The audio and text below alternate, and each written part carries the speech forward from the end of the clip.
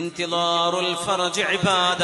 ഒരു പ്രയാസം വരുമ്പോൾ അത് നീങ്ങി കിട്ടണമേ എന്ന് പ്രതീക്ഷിക്കുന്നത് ഇബാദത്താണെന്ന് പരിശുദ്ധ റസൂലുള്ളാഹി സ്വല്ലല്ലാഹു അലൈഹി വസല്ലം.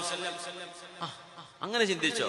അസുഖം വന്നു, ഇതുവരെ മാറിയിട്ടില്ല, എന്റെ അസുഖം അല്ലാഹു മാറ്റിത്തരും എന്ന് ഒരു പ്രശ്നത്തെ, ഒരു പ്രയാസം, ആ പ്രയാസം നീങ്ങിക്കിട്ടും എന്ന് പ്രതീക്ഷിച്ചു കൊണ്ടിരിക്കുന്നത് ഇബാദത്ത്.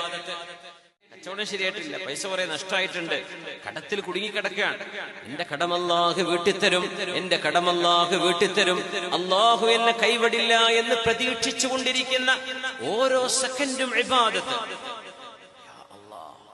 അതുകൊണ്ട് മുഅ്മിനെ പ്രയാസപ്പെട്ട്, സങ്കടപ്പെട്ട്, ടെൻഷൻ അടിച്ച് നടക്കരുത്.